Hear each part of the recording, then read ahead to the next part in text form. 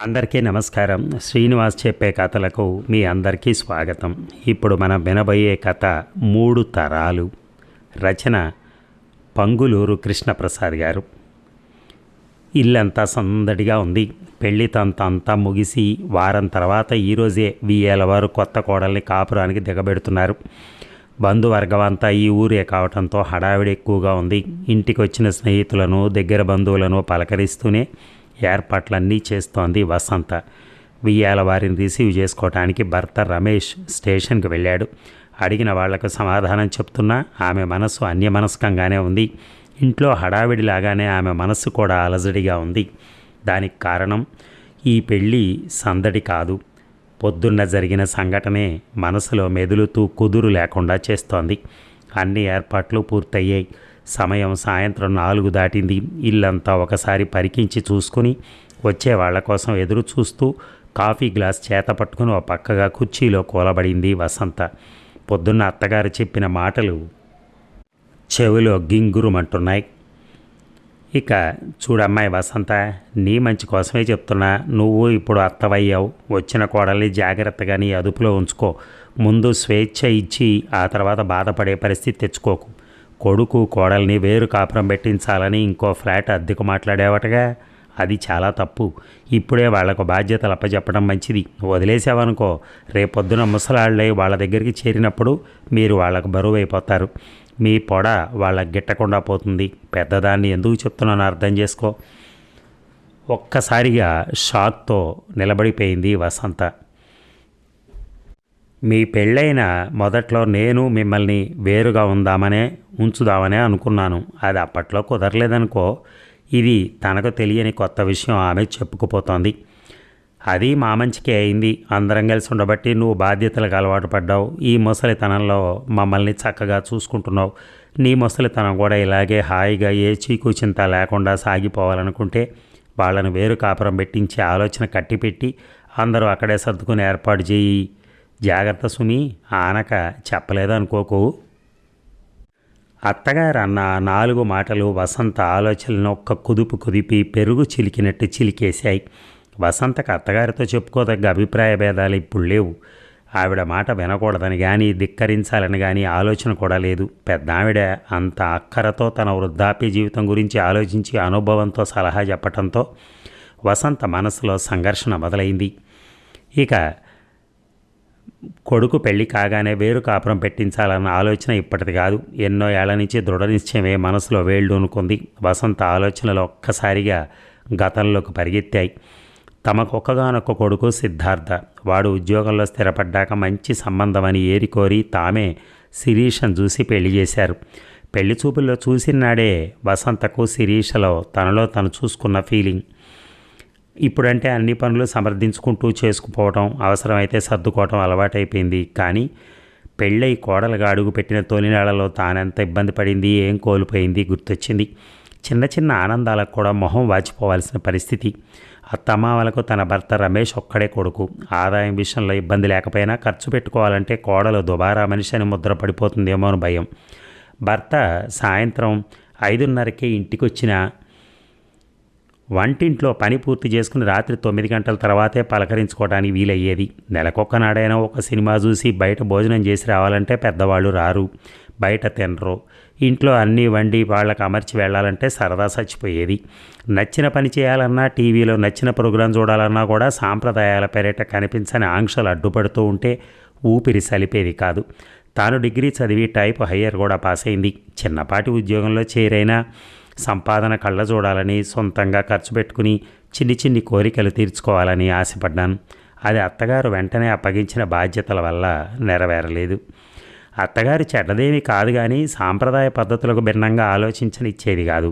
రాను రాను పెద్దవాళ్ళిద్దరికీ వయసు మీద పట్టడం, దానివల్ల ఇంటి బాధ్యతలు ఒకదానిపైన ఒకటి పడి మనసుకు మరో ఆలోచన రానియకుండా అణిచివేశాయి.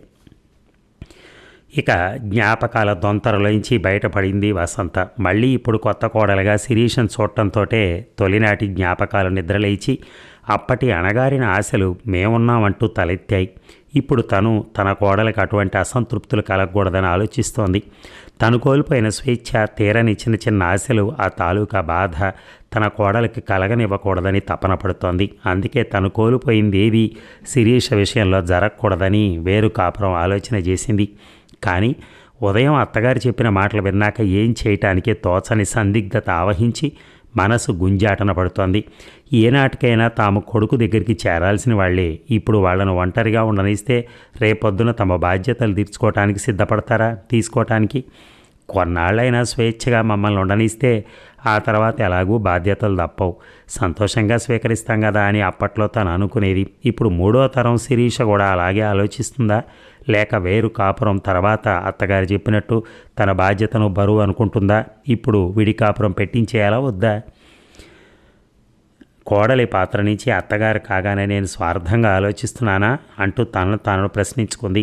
సమాధానం అవును అని వినటానికి మనస్కరించక ఆలోచనలు తీవ్రంగా కుదిపేస్తూ ఉంటే గట్టిగా తల విదిల్చింది. ఇక ఇంతలో కోడలు వాళ్ళు రానే వచ్చారు. వారికి సాదరంగా స్వాగతం పలికి కావలసిన వసతులు సమకూర్చే పనిలో మునిగిపోయింది. పలకరింపులు, బహుమతులు ఇచ్చిపుచ్చుకోవటం, అన్ని రకాల పరామర్శలు ముగిశాయి. భోజనాలు ముగించి ఎవరికి వాళ్లకు పడకలు ఏర్పాటు చేసేదాకా ఊపిరి పీల్చుకోవడానికైనా వసంతకు తీరిక దొరకలేదు. ఆ కాస్త సమయం ఆలోచనలు మరిచింది. కానీ కాస్తంత వీలు చిక్కగానే మళ్ళీ ఆలోచనలు ముసిరాయి. స్వార్థం, కర్తవ్యాల మధ్య ఎటూ తేల్చుకోలేక తెగిన దండలోని పూసలలాగా చిందరవందరగా ఉన్న ఆలోచనలను భర్త ముందు పరిచింది. ఇక అసలు ఇది సమస్యే కాదు తేల్చేశాడు భర్త రమేష్. తెల్లబోయింది వసంత. పొద్దుట్నుంచి మనసులో జోరీగల్లా ముసిరేస్తున్న ఆలోచనలను అంత తేలిగ్గా తీసి పారేశాడు. తనెప్పుడూ ఇంతే ఏదీ సీరియస్గా తీసుకోడు అనుకుంది. ఇందులో ఎవరిది తప్పు కాదు. అమ్మ చెప్పింది నిజమే. నువ్వు కోల్పోయిన చిన్నపాటి స్వేచ్ఛను నీ కోడలికిద్దామనుకున్న నీ ఆలోచన సబబే. ప్రతి ఆడపిల్ల తన భర్తతో కొద్దిపాటి స్వతంత్రంగా, స్వేచ్ఛగా, ఏకాంతంగా గడపడానికి సమయం ఉండాలనుకోవటం తప్పు కాదు. కానీ అందుకోసం వాళ్ళు బాధ్యతలను వదిలేసి ఒంటరిగా ఉండటానికి ఇష్టపడతారని మనం అనుకోవడం, వాళ్ళ ఆలోచనలు, అభిప్రాయాలు తెలుసుకోకుండా మన ఆలోచనలు వాళ్ళ మీద రుద్దటం ఈ తరాన్ని అవమానించడమే అవుతుంది. కాదంటావా? ఒక్కొక్క పూసని సూది దారంతో దండలా గుచ్చుతున్నట్టుగా నెమ్మదిగా చెప్పుకుపోతున్నాడు. అప్పట్లో మనకంత పరిపక్వత లేదు. ఆ మాటకొస్తే ఆ వయసులో ఉండే అవకాశం కూడా తక్కువే. అందువల్ల నీ ఇబ్బందికి ఆ రోజు పరిష్కారం దొరకలేదు. ఇప్పుడు అదే సమస్య నీ కోడలికి రాకూడదని ఆలోచించడం మంచిదే. కానీ జాగ్రత్తగా ఆలోచించు. నీకే కాదు, ఏ కోడలికైనా అసలు సమస్య స్వేచ్ఛ లేకపోవటం కాదు, స్నేహం లేకపోవటం అని నా భావన. దాన్ని స్వేచ్ఛ లేదు అని భావించి వేరు కాపురమే అందుకు పరిష్కారం అని నువ్వు అనుకుంటున్నావు. కానీ ఇంట్లో ఉన్న అత్తగారు కోడలితో స్నేహం చేయకపోవటమే అసలు సమస్య. మా అమ్మ నీతో స్నేహం చేయలేదు, అందువల్ల బాధ్యతలు బంధనాలై నీకు స్వేచ్ఛ కావాలనిపించింది. ఆ తప్పు నువ్వు ఇప్పుడు సరిచేయి. కొత్త ఇంట్లో తెలియని మనుషుల మధ్య అడుగుపెట్టిన కోడలికి నువ్వు స్నేహితురాలుగా ఉండు. తన అభిరుచులు, అలవాట్లు తెలుసుకో. ఆశయాలు పంచుకునే అవకాశం ఇచ్చి మంచి ఆలోచనని ప్రోత్సహించు. అలా ఉంటే ఏ కోడలు విడిపోయే స్వేచ్ఛ కోరుకోదు. కలిసి ఉండటం వల్ల నువ్వు నీ అత్తగారిని ఎంత బాగా చూసుకుంటున్నావో గమనించి నేర్చుకుంటుంది. అప్పుడు వృద్ధాప్యంలో రేపటి నీ భవిష్యత్తు ప్రశ్నార్థకం కాబోదు. వింటున్నానా లేదా అన్నట్టు ఒక్క క్షణం ఆగాడు. ఏదీ పట్టనట్టు కనిపించే అతని విశ్లేషణని అబ్బురపడుతూ మొహంలోకి చూస్తూ వింటోంది వాసంతి. నీ కోడలు తనకు తోచిన ఏ విషయమైనా మొహమాట పడకుండా నీ దగ్గర చెప్పగలిగేంత స్నేహంగా ఉండు.